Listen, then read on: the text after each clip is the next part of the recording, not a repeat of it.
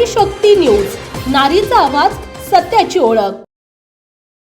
बारामती व दौंड तालुक्यात ऑनलाईन चक्रीचा विळखा, तरुणांचे आयुष्य उद्ध्वस्त, पालकांचा प्रशासनाकडे आक्रोश। बारामती तालुक्यातील सुपे गावासह दौंड तालुक्यातील केडगाव परिसरात सध्या अवैध ऑनलाईन सक्री, मटका व देसी हातभट्टी दारू यांचा सुळसुळाट झाल्याचे गंभीर चित्र समोर येत आहे।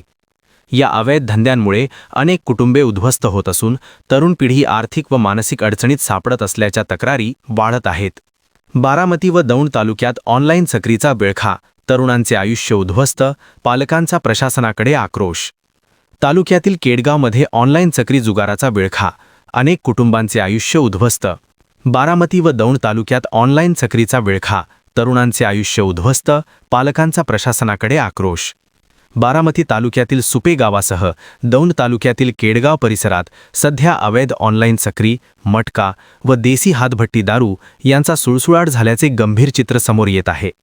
या अवैध धंद्यांमुळे अनेक कुटुंबे उद्ध्वस्त होत असून तरुण पिढी आर्थिक व मानसिक अडचणीत सापडत असल्याच्या तक्रारी वाढत आहेत। दौंड तालुक्यातील केडगाव येथे सुमारे 2 महिन्यांपूर्वी ऑनलाईन सक्रीच्या विळख्यात अडकलेल्या एका तरुणाने आत्महत्या केल्याची घटना घडली होती।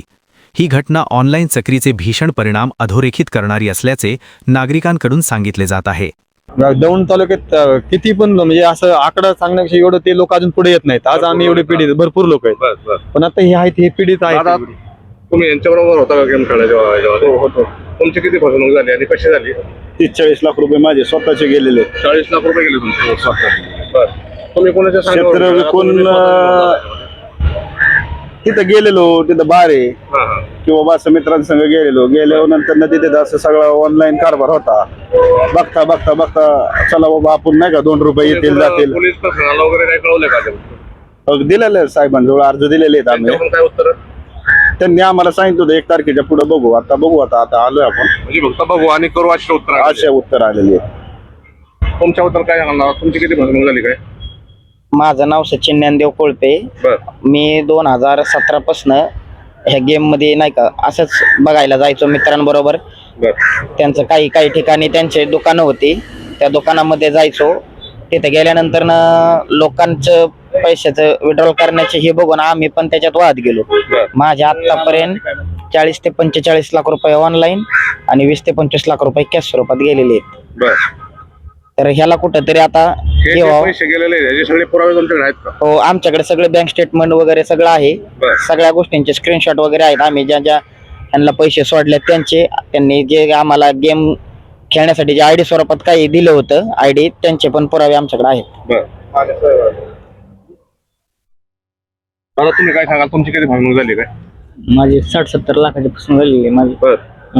हे असे सगळे जे सांगतात ते तुम्ही सगळे बरोबरच होते? हा, बरोबर। कशी मदत केली पाहिजे?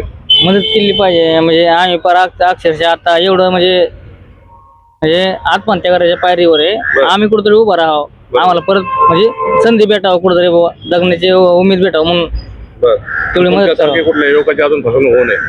आपल्या परिसरातील बातम्या पाहण्यासाठी चॅनलला सबस्क्राईब करा, व्हिडिओला लाईक करा आणि बेल आयकॉन दाबायला विसरू नका।